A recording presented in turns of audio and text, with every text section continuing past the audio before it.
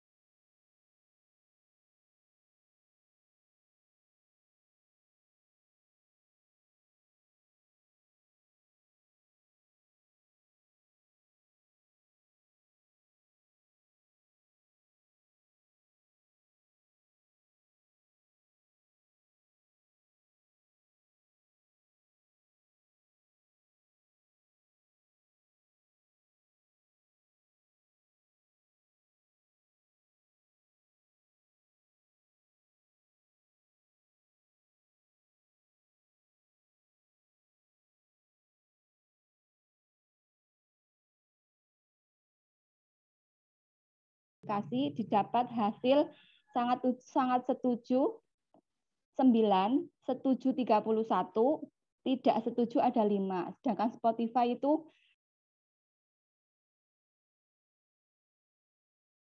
selanjutnya kesimpulan dari ini kesimpulan keseluruhan untuk Joox itu 76, untuk Spotify itu 80.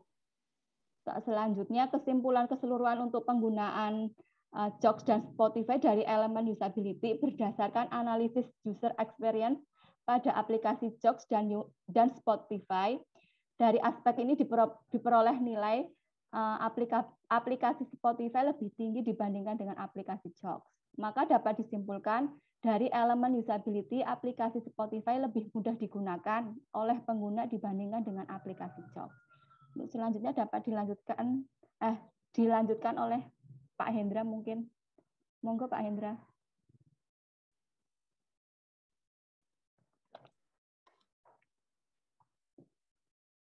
Baik, terima kasih. Untuk selanjutnya adalah elemen valuable.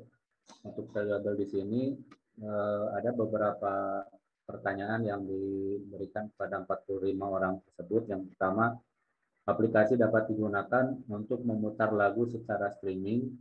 Di sini untuk aplikasi Joox itu menjawab setuju lebih tinggi, yaitu sejumlah 28 orang.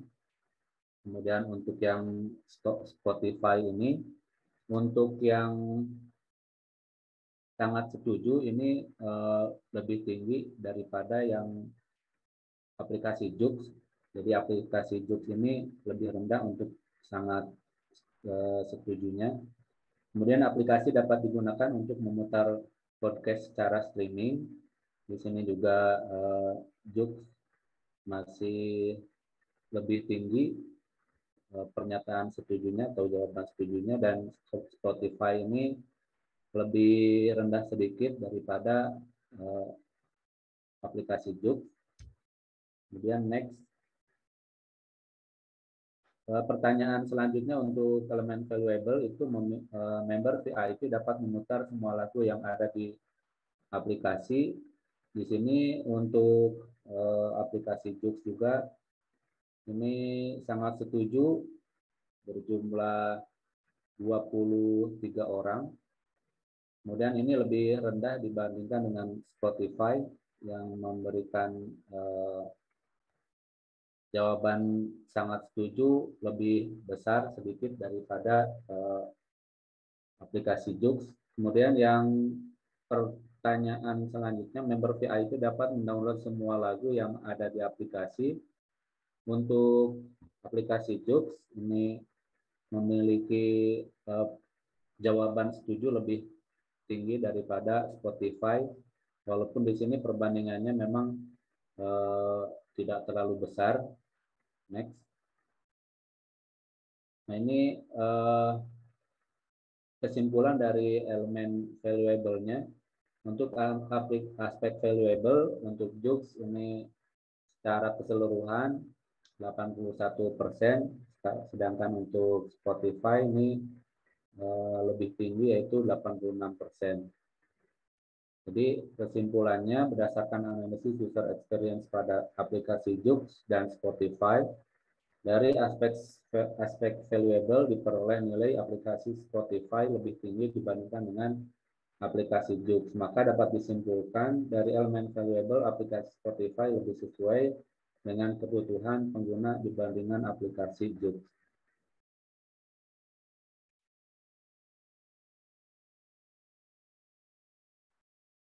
Dilanjutkan Bu Ayu.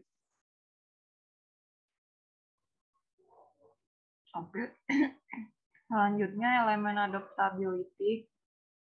Pertanyaannya, aplikasi mudah didapatkan di semua platform digital. Jadi yang sangat setuju sekitar 15. Terus yang setuju 20, yang tidak setuju rata-rata 5. Terus di Spotify yang sangat setuju itu sekitar 20 ke atas. Terus yang setuju sekitar 20. Pada aplikasi dapat diunduh dengan mudah. Di situ penggunaan Joox sangat setuju sekitar 17. Terus setuju 28. Terus di Spotify sangat setuju 20. Setuju 22, 23, sekitar itu. Selanjutnya di pertanyaan proses pendaftaran mudah dan tidak terbelit. Pada Joox sangat setuju sekitar 10 ke atas 15. Terus setuju 25, tidak setuju sekitar 5. Pada aplikasi Spotify sangat setuju 18-19, setuju 23. Pada aplikasi Spotify yang tidak setuju sekitar 4 atau 5. Terus pada aplikasi Joox, proses upgrade dan pembayaran member VIP mudah, itu yang setuju sekitar 10-11. Yang sangat setuju 10-11, maaf. Terus yang setuju 25, tidak setuju 11-12. Terus sangat tidak setuju sekitar 3 atau 2. Terus di aplikasi Spotify itu member VIP-nya yang sangat setuju sekitar 12, terus setuju 23, 24. Terus di VIP member yang tidak setuju di sekitar 7 atau 8. Terus aspek adaptability pada aplikasi Juk itu sekitar 80. Pada aplikasi Spotify sekitar 83. Jadi kesimpulannya berdasarkan analisis user experience pada aplikasi Juk dan Spotify, dari aspek adaptability diperoleh nilai aplikasi Spotify lebih tinggi dibandingkan dengan aplikasi Juk. Maka dapat disimpulkan dari elemen adaptability, aplikasi Spotify lebih mudah diakses oleh pengguna dibandingkan dengan aplikasi Juk. Pada elemen desirability, Selanjutnya Bu Yuli. dilanjutkan oleh Bu Yuli. Silakan Bu Yuli. Nah, selanjutnya elemen desirability. Yang pertama, merasa nyaman pada saat menggunakan aplikasi ini. Untuk yang sangat setuju 6, setuju 28, dan tidak setuju 11. Sedangkan Spotify sangat setujunya 23, setuju 21, dan tidak setujunya 1. Untuk yang merasa puas dengan fitur yang disediakan oleh aplikasi, sangat setuju 7, setujunya itu 30, tidak setujunya 8, dan yang Spotify sangat setuju 20, setuju 24, dan tidak setujunya 1. Berkaitan dengan desain tampilan aplikasi ini, yang pertama sangat setujunya Jux-nya sangat setuju 9, setujunya 29, tidak setuju 7, dan untuk Spotify sangat setuju 19, setujunya 24, dan tidak setujunya 2. Next. Desain tampilan ini termasuk sederhana tapi menarik. Untuk yang sangat setujunya 8, setujunya 30, tidak setujunya 7. Untuk yang Jux, sedangkan untuk yang Spotify sangat setujunya 21, setujunya 22, dan tidak setujunya 2. Dan yang terakhir, saat menggunakan aplikasi bisa dilakukan dimanapun dan kapanpun. Untuk Jux sangat setujunya 14, setujunya 24, tidak setujunya 8. Sedangkan yang Spotify setujunya 17, sangat setujunya 17, setujunya 22, tidak setuju 6, dan sangat tidak setujunya 1. Selanjutnya berikut rata-ratanya. Untuk yang Jux 75% dan yang Spotify 83%. Kesimpulannya, berdasarkan analisis user experience pada aplikasi Jux dan Spotify dari aspek desirability, diperoleh nilai aplikasi Spotify lebih tinggi dibandingkan dengan Jux. Maka disimpulkan dari elemen ini, aplikasi Spotify lebih disenangi oleh pengguna dibanding dengan aplikasi Jux. Next. Ya, demikian dari kami. Terima kasih. Selanjutnya saya kembalikan kepada Bu Diah.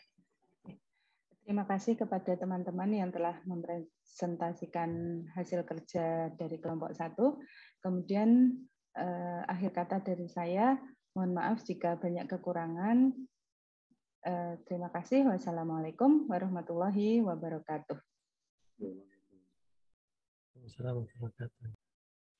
Baik, sebelum nanti saya juga memberikan beberapa pertanyaan, mungkin saya buka dulu yang lain, silakan. Kalau mau bertanya.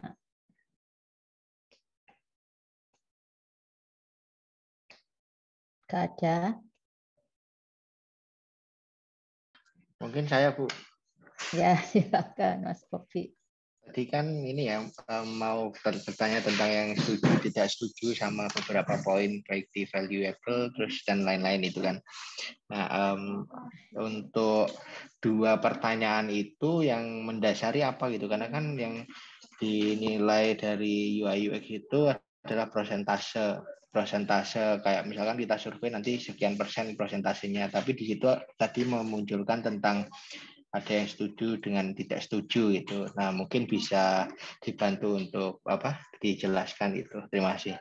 Ya, makasih Mas Sofi. Monggo Bu Diah dan teman-teman, kita di sini akan diskusi, jadi terbuka saja, nggak apa-apa. Lagi Bu. Yang ini nggih, Mas nggih. Di awal Ya, kami betul. itu menggunakan jadi perbandingan antara Joox dan Spotify menggunakan skala Likert. Jadi nanti ada dengan pertanyaan itu anak-anak itu apakah dia itu sangat setuju atau setuju. Jadi nanti satu anak itu misalkan untuk Anda merasa nyaman itu bisa memilih 2. Misalkan Joox itu dia setuju aja, atau kemudian yang Spotify dia sangat setuju. Jadi kami intinya membandingkan begitu Mas. Jadi hasilnya seperti ini gitu. Yang lain coba teman-teman bisa dibantu.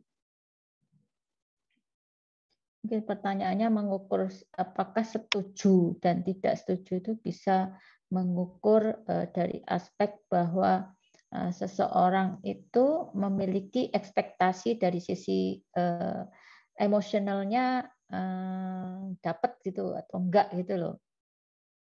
Atau sebenarnya ada cara lain mengapa kok yang digunakan adalah katakanlah kalau itu skala Likert, kenapa kok setuju dan tidak setuju. Jadi rigid gitu loh.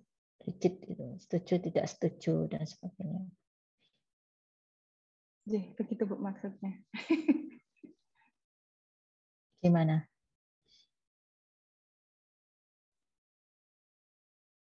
Yang lain mungkin mau menambahkan?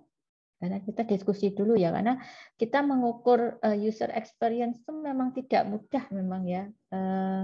Apalagi di sini yang menjadi parameter itu kadang-kadang parameter itu sifatnya adalah subjektif gitu ya. Ya memang yang namanya experience itu begitu gitu ya. Kemudian mungkin nanti sebelum ini saya pancing dulu aja deh, saya pancing biar yang lain nanti bertanya.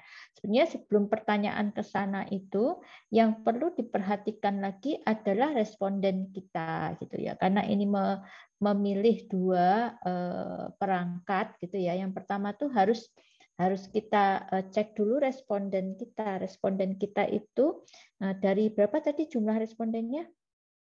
45. 45 itu semua baru menggunakan 2 aplikasi ini, atau ada yang sudah terbiasa dengan salah satu aplikasi, ada yang tidak gitu loh. Atau sama-sama sudah terbiasa dengan aplikasi itu dasar dulu ya, karena nanti persepsi seseorang terhadap sebuah produk kalau dia sudah pernah menggunakan, belum pernah menggunakan itu berbeda. Kemudian juga latar belakang dari kebiasaan atau lingkungan itu juga berpengaruh begitu. Orang anak-anak kalau ini mungkin remaja gitu ya, remaja yang terbiasa berada di lingkungan yang dia terbiasa mendengarkan musik dengan yang tidak terbiasa mendengarkan musik itu akan memberikan dampak yang berbeda. Jadi memang harus jelas dulu responden atau usernya itu harus jelas dulu, dibatasi dulu user yang seperti apa yang kita jadikan responden begitu. Ya, kalau misalnya ini kaitannya hanya bagaimana melakukan riset itu, tapi di sini kan kita melakukan riset yang kaitannya dengan user experience begitu. Mungkin bisa dijelaskan dulu terkait dengan respondennya. Kalau di ini Bu, kalau untuk Bu, ini kemarin memang kami terburu-buru ya Bu. Jadi saya ini kemarin untuk kuesionernya ke anak-anak saya, ke anak murid gitu, dan memang anak-anak itu sudah terbiasa menggunakan Joox dan Spotify. Kemarin di kuesioner memang tidak ditampilkan, jadi misalkan berapa yang pakai Joox, berapa yang Spotify, berapa yang keduanya itu kemarin memang tidak ditampilkan, tapi ini memang dari anak-anak itu kebanyakan salah satu, tetapi untuk memang yang dua-duanya itu yang sudah menginstal dua-duanya ya Bu, itu memang tidak terlalu banyak. Jadi apa namanya, pernah menggunakan ini kemudian berganti seperti itu. Nah, itu maksud saya disinilah aspek experience itu nanti bias gitu ya. Saya misalnya terbiasa pakai Joox misalnya loh ya misalnya. Kemudian tiba-tiba suruh pindah ke Spotify, dampaknya hanya dua, langsung melonjak, enak ini, atau karena dia sudah fanatik dengan salah satu, kemudian dia bilang, dia langsung punya persepsi negatif terhadap yang satu. Makanya ketika kita melakukan user experience ini memang harus hati-hati memilih responden, latar belakang respondennya, dan harus dalam apa namanya situasi yang sama gitu loh. Jadi kalau berbeda-beda nanti persepsinya itu beda-beda. Jadi kita bisa memilih, kita batasi responden kita itu misalnya nih supaya nggak biasnya yang sama-sama belum pernah menggunakan gitu, atau memang sama-sama pernah menggunakan gitu. Karena yang namanya riset ini tentu saja semakin tinggi kita, semakin maksudnya mahasiswa S1, mahasiswa S2, nanti mahasiswa S3 makin detail lagi gitu ya, makin detail dalam kita menentukan responden kita. Karena apa? Supaya kita mendapatkan hasil yang sesuai begitu. Jadi kalau misalnya acak random gitu, nah harus diukur tingkat biasnya kira-kira berapa. Berapa. Jadi memang betul-betul harus kita kondisikan, harus kita buat standar mungkin supaya nanti hasil riset kita itu memang hasil riset yang murni, tidak valid, tidak bias begitu. Sehingga itu sebabnya perlu diceritakan dulu respondennya itu usia berapa sampai berapa, jenis kelaminnya, jumlah yang perempuan berapa, yang laki-laki berapa. Karena kadang-kadang respon user perempuan dengan respon user laki-laki berbeda. Begitu. Kemudian itu tadi ya kebiasaan menggunakan aplikasi-aplikasi berbasis IT misalnya, atau yang kaitannya dengan musik misalnya. Kemudian sudah menggunakan frekuensi penggunaannya seberapa sering. Jadi nanti dari sana kalau kita sudah tahu responden kita itu, lalu kita kategorisasikan. Kita bisa memilih responden kita ambil yang mana gitu sebagai samplingnya begitu. Nah itu penting itu di dalam kita mempelajari user experience, karena kita betul-betul berinteraksi dengan usernya kan gitu. Oke, dari itu saya tuh yang pertama dulu, silahkan untuk memancing, men-trigger yang lain untuk bertanya. Karena di sini bertanya itu bisa saja memberi masukan maksud saya, atau mungkin berdiskusi hal yang mungkin terkait dengan itu, dipersilahkan loh ya.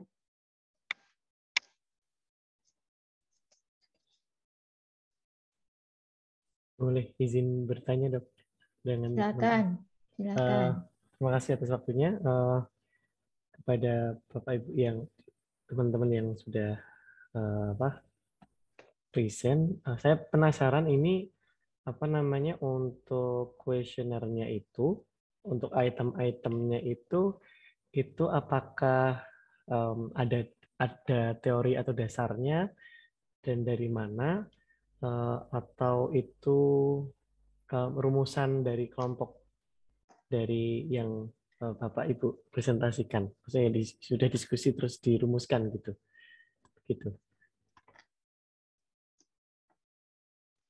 Ya, terima kasih Mas. Kemarin itu memang kami ada yang sebagian diskusi, ada yang sebagian juga kami kami juga browsing seperti apa untuk membuat kuesioner yang untuk UXD ini. Jadi kami juga adopt juga dari sana, dan sebagian juga dari hasil diskusi. Mungkin karena pengalaman kami ya dari mungkin tidak seperti kalau yang reguler ini masih fresh gitu. Yang kami dari LPR mungkin kurang ini ya Mas ya, kurang oke. Jadi banyak, enggak, maksudnya banyak yang lepas seperti yang tadi diaturkan Bu Ratna itu, jadi oh iya itu jadi banyak yang Terima kasih sudah memberikan banyak masukan juga. Itu kalau yang untuk pertanyaan tadi, kami sebagian diskusi, sebagian juga adopt dari browsing-browsing gitu, Mas. Terima kasih. Mungkin ada masukan-masukan mungkin.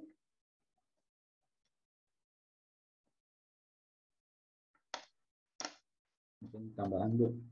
Ya, jadi memang untuk penelitian ini memang kami baru mengolah data seperti ini. Jadi memang detail dari data yang kami sebar ke responden juga memang tidak begitu terperhatikan gitu. Jadi seperti tadi mungkin dari segi kita hanya menampilkan dari segi usia saja gitu ya.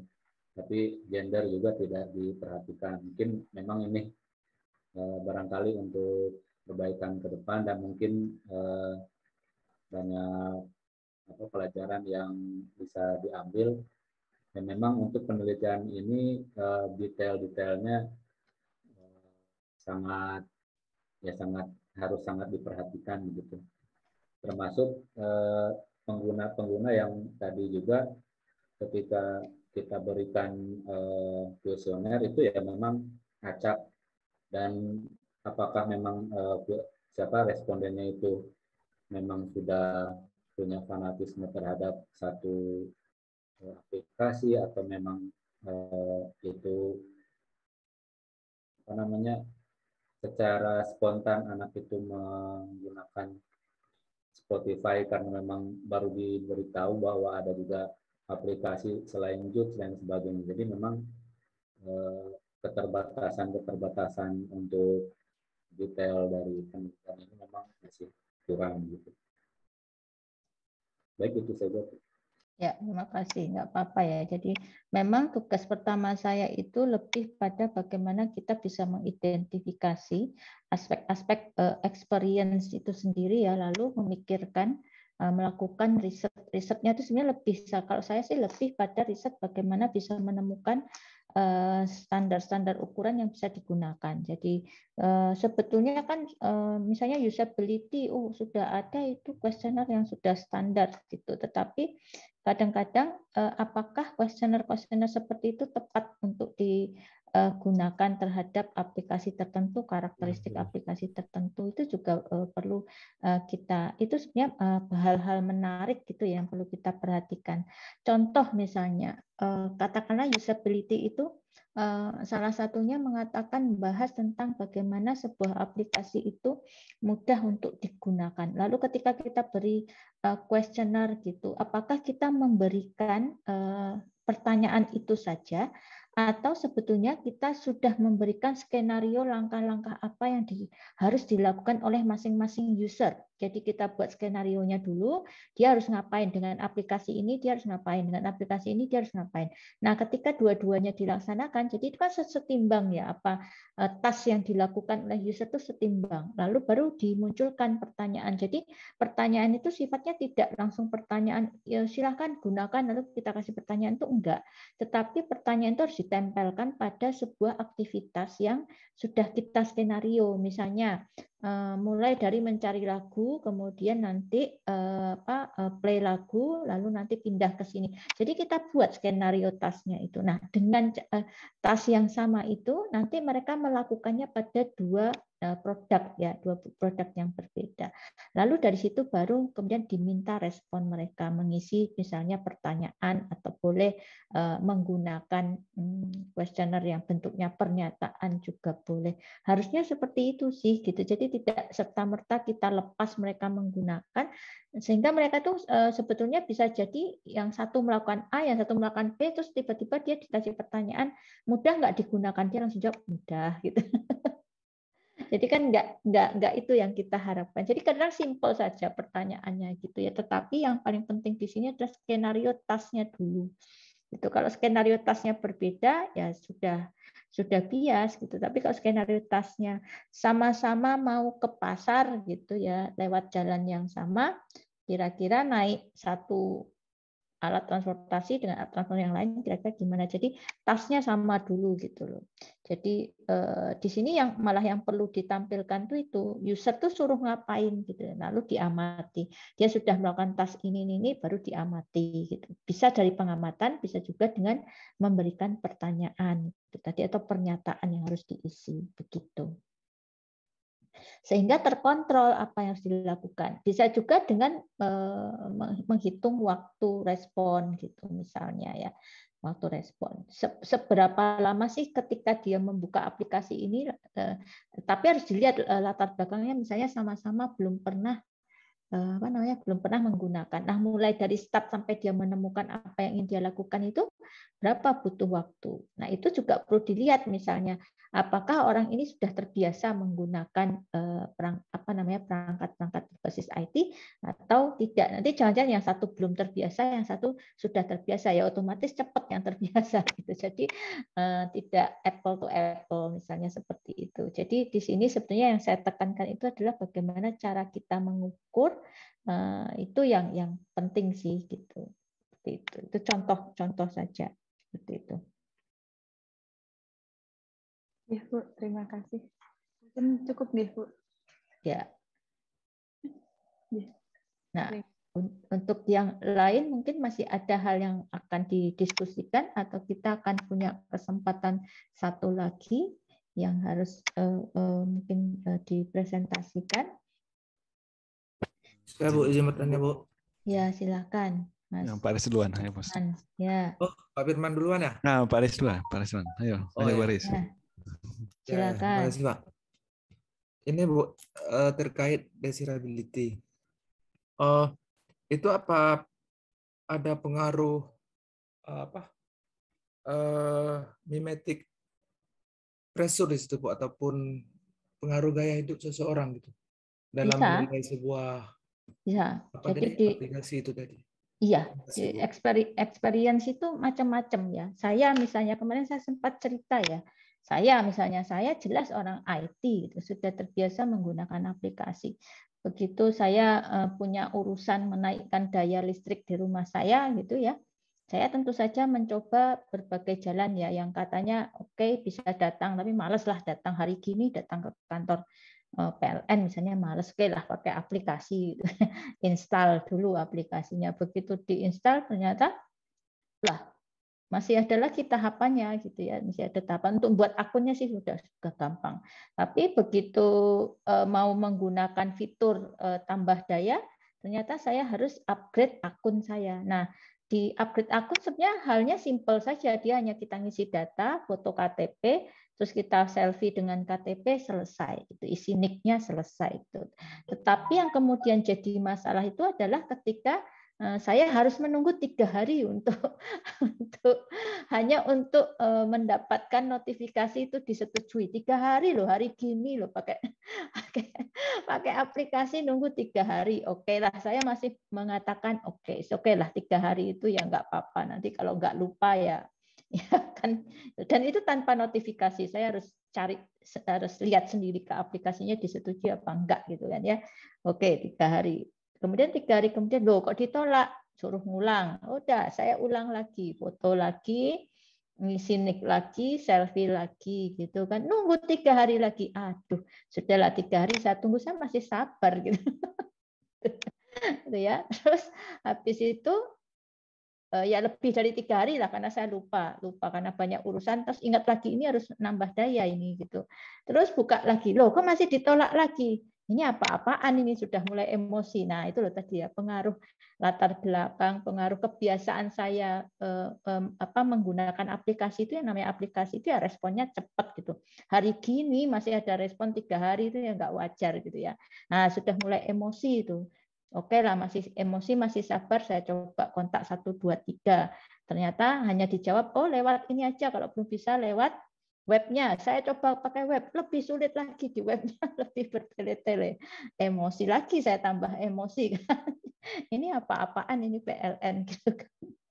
akhirnya cara yang saya tempuh adalah menggunakan sosial media. Itu satu-satunya cara yang bisa saya tempuh untuk menyampaikan ketidaksukaan saya itu tadi terhadap respon tadi. Gitu. Caranya gimana? Balik saya ke Play Store-nya, saya kasih bintang 1 plus komen. Nah, 1. Kemudian saya masuk ke Twitter, saya kasih message.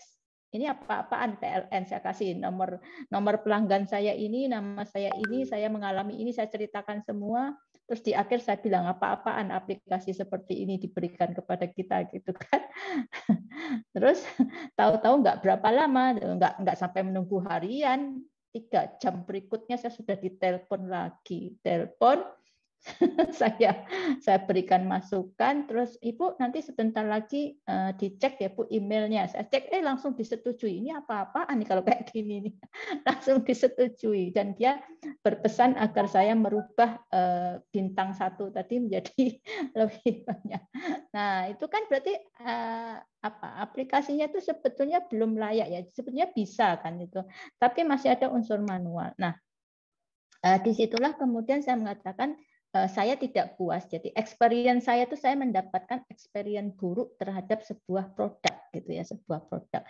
Nah, kalau tadi ditanyakan Mas Risman tadi ada pengaruh latar belakang, iya gitu loh. Ada pengaruh latar belakang. Mungkin bagi orang yang tidak terbiasa menggunakan aplikasi, mungkin hal-hal seperti itu mungkin lebih emosi lagi ya daripada saya gitu ya. Kenapa gitulah, sudah bingung ditambah bingung lagi, nggak selesai, panik misalnya, kok nggak bisa-bisa, ada apa ini gitu. Kalau saya mungkin masih bisa mencari jalan keluar ya, pendekatan untuk bisa mendapatkan layanan yang terbaik gitu. Tapi bagi orang yang tidak itu, nah tingkat emosionalnya bisa berbeda berdasarkan latar belakang itu tadi gitu ya. Ada yang cepat sekali, nah, mungkin kalau saya tadi masih sabar lah, 3 kali oke, 4 kali oke. Mungkin ada orang 2 kali saja sudah langsung emosi. Jadi disitulah yang dikatakan kita tidak bisa membiarkan membangun sebuah produk itu menghabiskan energi si usernya. Kan kalau orang emosi itu energi yang muncul energi negatif kan, jadi itu menguras energi positif kita, nggak boleh. Atau misalnya kita membuat produk tapi tampilannya membuat orang berpikir, ini diapain ya, diklik apa diapain ya, itu juga nggak boleh ya.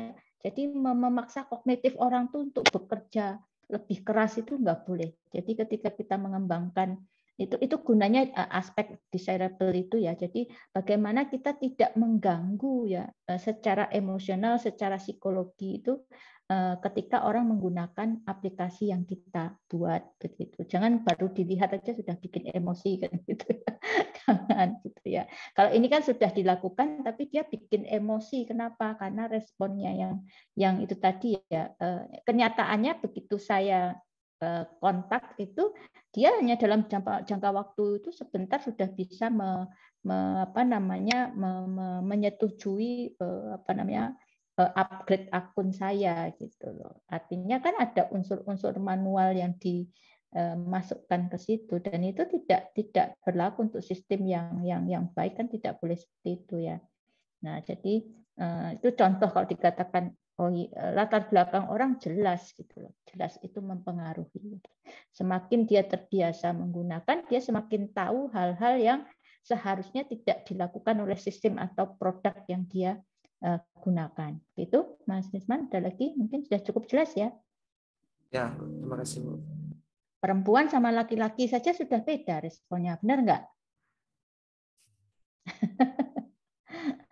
Kalau perempuan tuh rata-rata, ya bukan rata-rata ya, tetapi karena memang karakteristik gitu, begitu menggunakan aplikasi, error sedikit bingungan gitu kan? Ya enggak? Kalau laki-laki lebih tenang karena memang dia secara stereotip itu terbiasa untuk handling, lebih tenang ya, tidak seruat pikirannya, itu tidak seruat. Perempuan kalau Anda lihat secara struktural otak manusia itu antara perempuan dan laki-laki itu berbeda gitu ya. Satu hal saja, kalau misalnya satu hal itu bagi laki-laki itu dia langsung bisa oke, ini gitu. Kalau perempuan tuh mikirnya banyak gitu, diputar-putar baru bisa nemu itu gitu. Ya itu kodrati, nggak masalah gitu loh. Di satu sisi itu nanti ada bagusnya karena lebih dalam, lebih kuat, lebih ini memikirkannya lebih jauh lebih dalam, bisa jadi seperti itu ya. Jadi masing-masing ada keuntungan, ada kekurangannya. Gitu. Oke, ada lagi mungkin? Terima kasih Bu atas pencerahannya. Izin Bu. Ya, silakan Mas Firman. Bu, dalam pembuatan angket itu kan ada setuju dan tidak setuju gitu Bu. Nah kemudian misalnya setuju, apakah boleh kita membubuhkan alasannya, apa alasannya gitu, dan kemudian tidak setuju, apa alasannya tidak setuju. Ini gunanya nanti untuk untuk ini Bu, untuk pengembangan analisis depannya. ya. Iya, betul, bisa.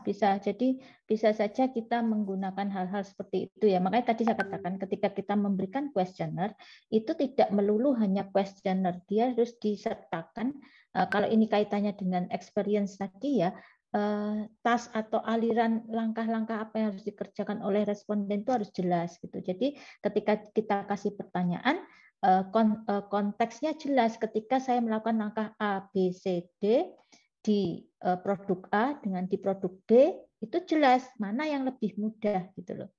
Nah, sehingga nanti kalau misalnya diharapkan nanti kita ingin melakukan analisis lebih dalam, bisa saja kalau itu jawabannya itu hanya sebatas setuju dan tidak setuju, ya mungkin perlu ditambahkan mengapa dia setuju, mengapa dia tidak gitu. Atau jawabannya yaitu tadi langsung pada pertanyaan terbuka gitu ya. Pertanyaan terbuka sehingga setelah dia melakukan itu dia akan memberikan komentar. Nah, ini nanti analisisnya kan kualitatif ya. Dari kualitatif itu nanti bisa kita analisis, kemudian kita kuantitatifkan kan juga bisa ya. Jadi mix gitu ya. Akan tergantung cara bagaimana kita melakukan risetnya begitu. Jadi ini kan sebenarnya simple ya. Kita tuh hanya membandingkan persepsi user terhadap dua produk, tetapi kenyataannya kita ketika melakukan risetnya tuh bisa sangat kompleks gitu ya, seperti itu. Bu, terima kasih Bu. Makanya user research itu kan menjadi bagian yang butuh dana besar ya, orang menginvestasikan uang, perusahaan-perusahaan itu menginvestasikan uang cukup besar untuk user research itu. Gitu. Demi apa ya? Demi dia bisa melakukan perkembangan dari produk yang dia hasilkan gitu. Bahkan terhadap kompetitornya dan seterusnya seperti itu. Itu sebabnya pekerjaan profesi di bidang UX ini sangat prospek sebenarnya. Kalau mau didalami itu prospek gitu ya. Karena akan banyak yang menggunakan bidang-bidang ilmu seperti itu. Mungkin ada lagi yang mau menambahkan, boleh? Ibu. Ya, monggo Mas Tas. Apa karena pengaruh kompetitor juga pengaruh ya Bu ya? Seperti tadi yang dijelaskan Ibu kan, aplikasi PLN itu kita tahu sendiri kalau PLN itu satu-satunya penyedia listrik negara gitu kan. Apa itu juga monopoli. Apa itu juga pengaruh ke pengembangan sistemnya ya Bu? Maksudnya seperti tadi kan harus ditelepon dulu, harus siapa dulu, baru karena nggak ada kompetitornya dan orang mau nggak mau pakai kan. Beda kalau misalnya saya mau beli tiket pesawat, kan banyak aplikasi yang bisa saya gunakan gitu. Jadi kalau saya tidak suka dengan yang satu, saya tinggal beralih ke satunya lagi, nggak suka lagi beralih ke satunya gitu ya. Sehingga dengan demikian itu si pengembang produk itu dia memikirkan bagaimana supaya produk dia yang digunakan orang kan gitu ya, sehingga dia akan berusaha sebaik-baiknya memberikan layanan. Bahkan hal-hal kecil saja lah, contoh ya, yang satu itu nanti misalnya gini, ini saya rasakan sendiri kalau saya beli tiket pesawat, yang satu produk itu dia sudah tidak lagi menyertakan pajak. Jadi harga yang dia tampilkan itu sudah nanti totalnya ya harga segitu. Beda yang satu lagi itu harganya sekian, tapi nanti begitu ditotal nanti masih dikenai pajak. Jadi beda hasilnya. Itu kan sebenarnya sepele ya. Selisih juga nggak sampai puluhan ribu kok ya, gitu loh. Sepele nggak itu? Ibu-ibu yang nggak biasanya Bu. Tapi ibu-ibu nggak bisa betul itu, ibu-ibu nggak bisa terima termasuk saya gitu loh, apa-apaan.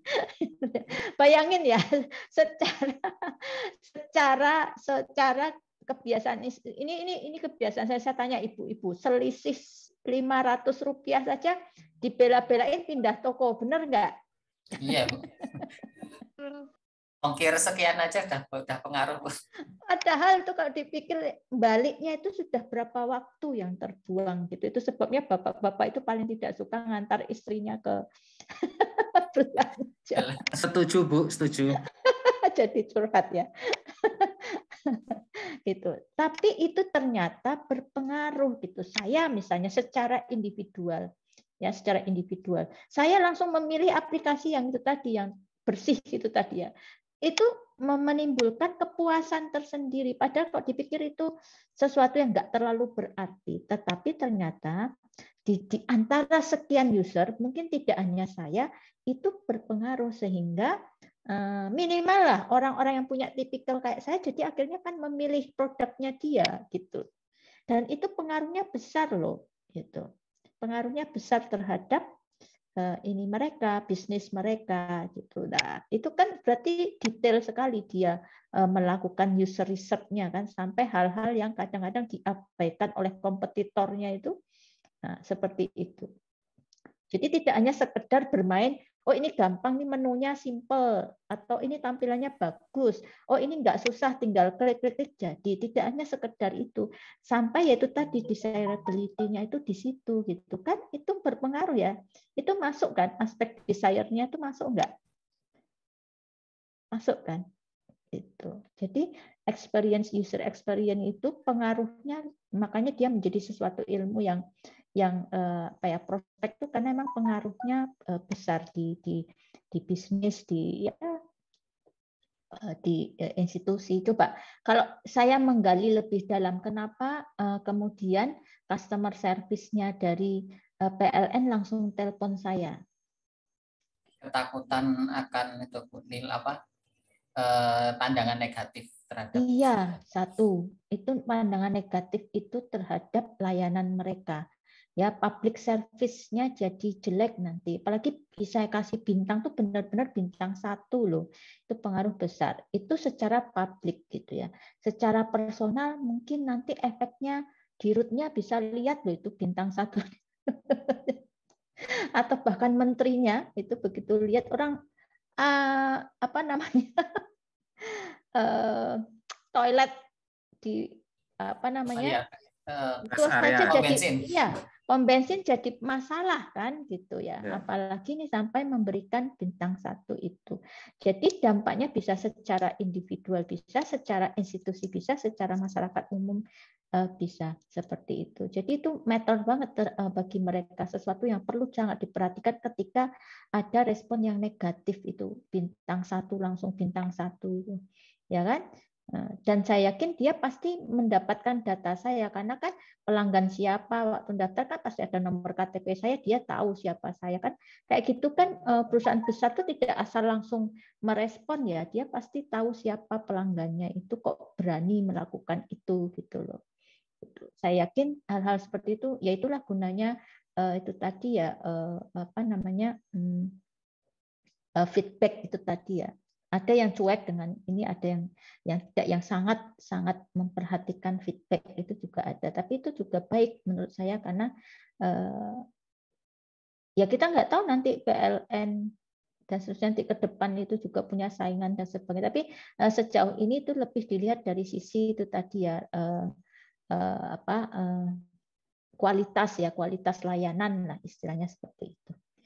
Jadi menarik lah kalau kita menggali tentang user experience ini, menarik hal-hal yang simple-simple. Kenapa sih sebuah produk kayaknya sederhana tapi kok disukai, lebih banyak disukai daripada produk yang memang luar biasa gitu, pengembangannya saja luar biasa, tetapi malah yang simple-simple malah disenangi. Nah itu berarti dia gagal di user research-nya seperti itu. Ada lagi mungkin yang mau didiskusikan? Monggo. Terkait user experience design ini kan, kalau dari pandangan saya Bu ya, dia tidak absolut, artinya dalam waktu-waktu tertentu itu akan berubah terus, bahkan mungkin 1 jam ke depan mungkin akan berubah gitu ya. Nah, dari hal itu kan artinya kan misalkan kita sudah mendapatkan nih hasil user experience aplikasi kita misalkan ini, tapi kan mungkin di hari kedepannya atau mungkin di berikutnya kan itu nggak selalu seperti itu, kan akan berubah lagi, jadi nggak apa, jadi mungkin user experience itu kita harus gali terus secara kontinu ya gitu. Iya, iya. Makanya kan ketika melakukan user research itu dia sudah memetakan pangsa-pangsa pasar apa yang bisa dimasuki oleh produk dia. Jadi dia tuh sebetulnya perusahaan itu juga melakukan kategorisasi, gitu, kategorisasi. Oh kalau katakanlah ke perempuan nanti dampaknya apa yang bisa ditingkatkan di experience untuk kalangan perempuan atau untuk kalangan laki-laki atau kalangan usia tertentu atau kalangan ya anak-anak sekarang misalnya. Makanya memang tidak terus kalau sudah dianggap baik terus dia tidak melakukan perbaikan itu juga salah. Kan pangsa pasarnya berubah terus. Usia orang kan bertambah terus, penggunanya juga kan bertambah ya, tidak hanya pengguna-pengguna yang itu ke itu, tapi pengguna-pengguna yang orang muda. Sekarang coba dilihat dengan perubahan pandemi ini, contoh apa sih yang bisa diberikan oleh katakanlah aplikasi-aplikasi yang terkait dengan tiket hotel penerbangan itu ya, karena orang sudah mulai jarang bepergian karena pandemi gitu. Nah itu kan orang jadi jarang buka itu ya. Lalu apa sih yang bisa mereka kembangkan lagi untuk nanti bisa meningkatkan gitu. Saya nggak tahu ya, ada katakanlah virtual tour dan sebagainya, itu mungkin itu juga mempengaruhi loh gitu. Karena orang mungkin tidak bisa bepergian, ya itu tadi ya, lagi-lagi teknologi ya. Kalau nanti orang sudah terbiasa dengan virtual reality gitu ya, mungkin pandemi gini mungkin tidak terlalu sulit, tidak terlalu stres ya, belum bisa bepergian ya, minimal avatarnya yang bepergian kemana-mana itu minimal seperti itu misalnya, mungkin itu bisa dikembangkan lebih lanjut. Nah orang nanti akan tetap bisa menggunakan produk mereka karena mungkin ya untuk bisa tur itu turnya juga nggak gratis, bisa jadi seperti itu ya, tetap harus bayar walaupun badannya tetap di rumah gitu ya misalnya loh ya, kan itu juga peluang pengembangan juga, semacam metaverse ya Bu ya mungkin. Metaverse itu sebabnya mengapa Facebook itu kan mulai ditinggalkan oleh bukan mulai ditinggalkan, tidak diminati oleh generasi-generasi yang sekarang gitu loh. Karena paradigmanya mereka sudah berbeda, makanya mereka bisa mengatakan Facebook itu untuk orang-orang tua gitu loh. Orang-orang tua yang pakai Facebook gitu. Mereka kan lebih ke aplikasi-aplikasi yang bisa dalam bentuk gambar, image, video dan sebagainya seperti itu ya. Nah, tapi kemudian kan muncul itu tadi ya, salah satunya karena dia saya yakin pertimbangannya karena banyak data, informasi dan sebagainya itu yang bisa didapatkan dari sosial media, terutama Facebook itu ya. Ya, maka bagaimana mempertahankan ini supaya tidak kolap, maka ke depan teknologinya diganti ke metaverse itu juga sebetulnya salah satu upaya untuk bisa menggait orang-orang muda ya, generasi-generasi baru, generasi alfa itu tadi ya, untuk bisa, kalau enggak nanti putus datanya gitu. Mereka sumber kekayaan mereka kan data-data ya, mereka bisa melihat kondisi politik Indonesia misalnya atau negara lain itu dari sekedar dari posting-postingan yang ada di sosial media gitu. Mereka tahu ada sesuatu yang terjadi di suatu negara dan sebagainya juga dari itu. Jadi yang dipertahankan itu bagaimana data itu tetap bisa dimiliki begitu. Sampai budaya, sampai kesukaan, pasar gitu ya. Pasar itu semua kan ada di sosial media gitu. Ada lagi mungkin? Ada lagi? Mas Muhammad Asraf mungkin, silakan.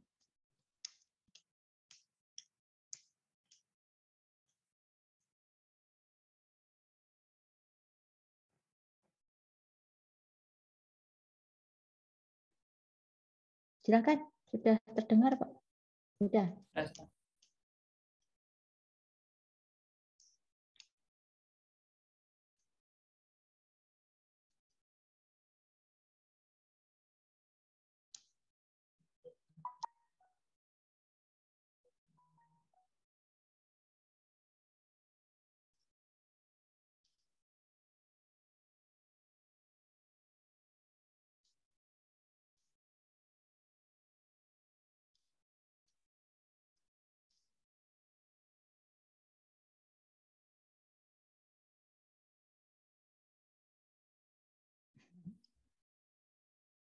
Iya.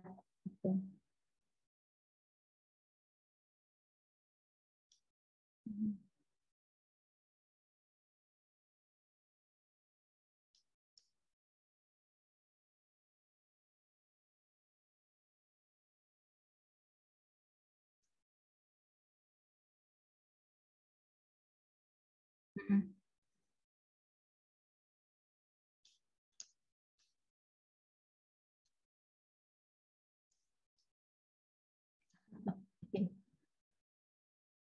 Ya, ya, betul, betul. Jadi perkembangannya. Jadi kalau dikatakan banyak pekerjaan-pekerjaan baru itu kan nyata adanya ya. Dulu orang nggak pernah membayangkan ada pekerjaan-pekerjaan seperti misalnya nih pembuat konten gitu ya. Punya IG butuh pembuat konten gitu. Biar apa gitu kan dulu nggak ada, orang pakai aja gitu, belum ada pekerjaan pembuat konten, tetapi itu sekarang menjadi pekerjaan yang menghasilkan uang banyak. Kenapa gitu? Semua orang promosi melalui sosial media. Nah, untuk bisa promosi itu yang ditarik itu apa sih? Visualnya kan, visualnya gitu. Karena sekarang kan orang masih terbatas pada visual. Jadi mau promo warung nih, saya punya warung kopi mau promo lah. Kalau konten saya tidak mendukung di itu ya nggak dilirik orang gitu loh. Ya, termasuk tidak hanya sekedar saya promo promo kopi gitu kan, enggak. Sekarang Anda yang tren sekarang yang lagi dibahas itu flexing, tahu ya flexing. Kalau ada istilah-istilah crazy rich itu ya orang pamer-pameran duit nih, beli warung beli warung nasi goreng harganya 4 miliar gitu. Bikinin nasi goreng 400 juta gitu. Apaan sih itu? Ya itulah cara orang berpromosi supaya orang tahu dia tuh punya sesuatu gitu loh ya. Walaupun kalau kita pikir orang kalau kaya beneran tuh nggak akan pamer kan gitu ya. Kenapa dia pamer? Kena pajak kan. Tetapi iya, demi bisnis kan, demi bisnis. Bagaimana dia bisa menarik orang lain. Lah, itu kan juga experience sebetulnya ya. Ketika dia misalnya nih dia bisnis tentang apalah yang sedang tren sekarang. Tapi kan kalau saya menjual sesuatu, entah itu layanan, entah bisnis apa, entah itu saham, itu orang kan harus diyakinkan dulu kan, gitu. Orang diyakinkan dulu bahwa saya itu benar-benaran. Contoh kasus banyak kan yang seperti itu ya. Sekarang konten-konten tuh lihat. Mengapa muncul crazy rich itu? Tahu-tahu dia naik mobil yang harganya sekian, gitu. Duitnya dari mana sih itu? Padahal juga ada orang yang menyewakan mobil-mobil mewah. Saya misalnya pengen terkenal, sebenarnya saya gampang aja kan gitu. Wong penyewaan mobil Porsche itu juga ada, tapi berani nggak nyewa sejam berapa buat foto aja loh ya. Tapi dan harus rutin karena hanya sekali kan orang bilang punya apa enggak itu loh. Harus rutin gitu. Tapi dari itu saya dapat apa? Berapa yang akan saya dapatkan dari hal-hal begitu. Nah, itu sama kayak orang bikin produk itu juga seperti itu. Nah, dia harus berani melakukan user research itu, kadang hal-hal yang kadang-kadang tidak masuk akal dia masukkan di dalam produknya itu demi apa? Menarik pengguna gitu loh. Saya mau jualan saham tapi gayanya enggak bisa dipercaya, ya orang nggak akan percaya. Tapi kalau saya jualan saham, terus saya nunjukkan, belanja ke Paris gitu ya, belanja ke Switzerland, gitu, bawa tas gitu, harga dompetnya aja 6.000 euro gitu kan, ya orang percaya ya, ini memang sukses ini gitu ya. Nah itu, jadi banyak hal yang bisa dipoles gitu ya. Produk itu juga gitu, banyak hal yang bisa dipoles di produk, walaupun nanti dia bisa berdampak di experience user gitu loh. Ya, mengapa kok orang ada yang bisa sampai maniak pada merek atau branded tertentu? Yaitu tadi bagaimana si produsen itu mengemas produknya gitu. Kalau enggak itu mbok enggak cocok dipakainya, tapi dia merasa oh ini oke nih, kenapa? Oh pakai sepatu merek X gitu kan ya. Nah gitu, merek X itu dia sudah percaya aja ini bakal enak dipakai, karena juga nggak enak misalnya, atau nggak cocok dengan bentuk kakinya, nggak cocok dengan warna kulitnya, tetap aja dipakai gitu. Demi apa? Ya itu karena keberhasilan dari produsennya memberikan experience yang luar biasa kepada usernya begitu. Nah, kalau kita bicara produk-produk IT, samalah saya rasa ya. Ya, mengapa Zoom ini bisa langsung naik gitu ketika pandemi? Dulu nggak dilirik orang gitu loh. Padahal sebelumnya juga sudah ada aplikasi-aplikasi sejenis. Nah, Skype itu malah harusnya lebih. Iya, Skype dari dulu itu sudah ada Skype gitu ya. Nah, mengapa Zoom yang naik daun? Itu juga ada user experience di sana. Jadi walaupun itu tiba-tiba ya, pandemi kan nggak direncanakan gitu ya. Tapi karena ada fitur-fitur dia yang berbeda itu, dan itu terus dikembangkan gitu, sehingga orang setia menggunakan gitu ya, dan seterusnya. Jadi bisa sih nanti diteliti, banyak yang bisa diteliti dengan user experience ini, faktor-faktor dari bisnis, faktor-faktor dari apa ya namanya politik, dari apa segala macam. Menarik kok ini kalau bicara soal user experience. Jenis pekerjaan juga berkembang gitu.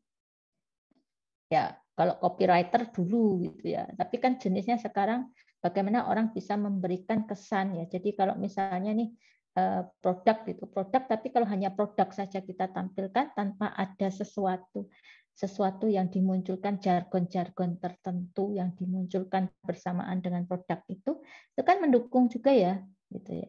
Jadi orang tuh kayak diajak untuk berpikir gitu, dengan jargon-jargon itu diajak untuk oh iya ya benar.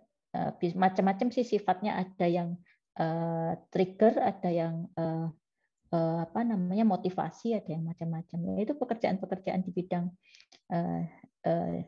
user experience UXD itu banyak banget yang baru-baru.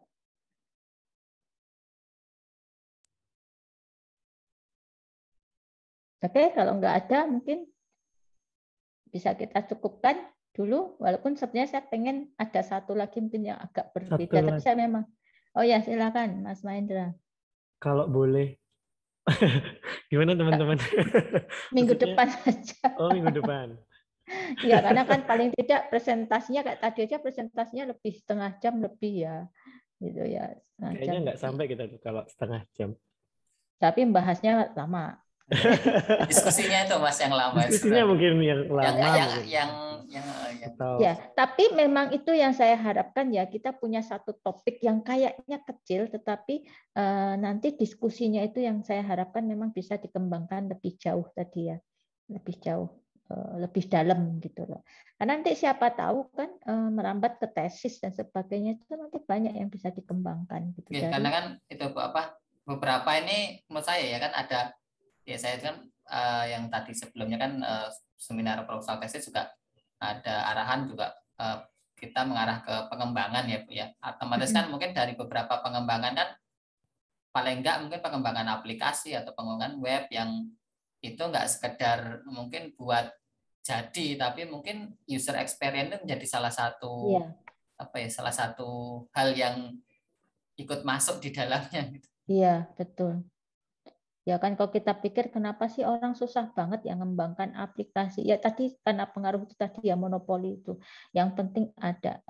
Kalau yang dosen di sini, mungkin ada yang dosen di sini, ini lagi ribut-ributnya tentang Simlitapmas nih. Sistem informasi untuk penelitian itu ya. Nah, ya salahnya sendiri kok mepet-mepet. Itu kan klise ya. Salahnya sendiri upload kok mepet-mepet misalnya loh ya, gitu loh. Ya. Tetapi kan tidak bisa seperti itu saja, harus selalu dicari problemnya di mana gitu ya, kemampuan servernya. Tapi juga enggak maksud saya gini, enggak bijak juga ketika orang mengatakan gini, ya iyalah Simlitapmas Dikti pakai servernya server apa, kalah sama servernya Gojek, Traveloka, ya itu kan bisnis gitu, yang dia berani bayar sekian M untuk server dalam sekian waktu gitu ya, dalam periode waktu tertentu, ya tidak bijak juga kita membandingkan yang satu orientasinya bisnis dan dengan dia mengeluarkan dana sekian berapa kali lipat akan dia dapatkan dibanding dengan misalnya dikti yang kepentingannya bukan bisnis, jadi itu untuk operasional begitu. Tentu tidak bisa seperti itu. Bahwa itu perlu diperbaiki betul gitu ya, bahwa itu perlu diperbaiki betul, tetapi kalau kita mau objektif ya membandingkannya apple to apple, jangan sesuatu yang sifatnya orientasi bisnis kita bandingkan dengan yang orientasinya layanan gitu, karena nanti akan berbeda. Kalau Anda berbisnis, Anda akan bisa mengeluarkan dana besar itu kalau Anda yakin dari dana yang Anda keluarkan itu nanti keuntungannya bisa 3-4 kali lipat, benar nggak? Yes. Iya kan, gitu. Nah, jadi kalau perbaikan betul harus diperbaiki, tetapi tidak harus selalu dengan meniru produk lain yang memang dia punya dana besar untuk itu dan nanti akan punya keuntungan berlipat-lipat dari apa yang dia lakukan, gitu. Nanti kalau memang tertarik masih ingin membahas ini, karena nanti kan di minggu depan kita akan membahas elemen-elemen di UXD, jadi mungkin masih bisa terkait. Kalau mau di satu kelompok lagi nanti yang maju akan saya persilahkan, nanti kita kaitkan pembahasannya dengan elemen-elemen dari UXD, masih bisa kok, karena memang kita saling berkaitan gitu, termasuk nanti bagaimana sih menilai dan sebagainya, melakukan riset itu kan terus berkait gitu. Jadi memang sederhana yang kita lakukannya hanya riset-risetan gitu, tetapi nanti kaitannya banyak hal. Gitu saja mungkin ya, nanti minggu depan bisa kita lanjutkan. Nanti siap-siap saja siapa yang mau. Nanti itu pekan depan ya dokter? Pekan depan. Kalau sekarang saya kira maghrib. nanti habis ini. Nanti selesainya jam 7 nanti kalau kita. Tadi itu sebenarnya nanggung maghrib Mas Mahendra. Iya, niat maju awal Mas, cuman udah keduluan tadi, kirain Mas Jumat Mas Mahendra. Mas Opti kasihan. Ya, nggak apa-apa, nanti ya minggu depan saja begitu ya. Nanti ada yang sudah harus pulang lah. Nah, masih jauh ini perjalanan dan sebagainya gitu ya. Tapi terima kasih ya, responnya baik. Memang tujuan saya memberikan ini adalah untuk bisa memunculkan, men-trigger diskusi-diskusi. Bahkan nanti mana tadi Mas Andika kok nggak ngomong ya? Iya, siap Bu. Praktisi langsungnya ini ya. Praktisi langsungnya nggak ngomong, minggu depan ditunggu ya Mas Andika ya. Mungkin shock terapi Bu. Kasih shock terapi. Ya nanti minggu depan kelompoknya Mas Mahendra maju. Pertanyaan pertama kita paksa Mas Andika. Ini tadi Mas Opi sudah mana jadi Pak Tio mau gitu.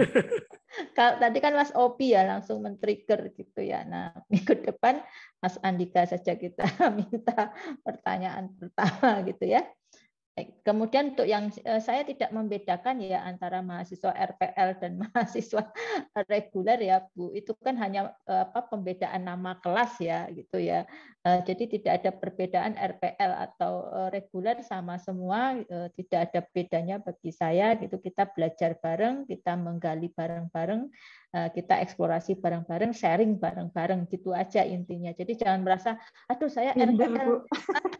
Nggak ada ya, kita belajar tuh tidak atas dasar minder, oh sana tuh maju banget. Ya itulah gunanya belajar bareng gitu loh. Supaya apa yang misalnya nih Mas Andika punya pengalaman yang banyak di-share ke teman-teman yang lain.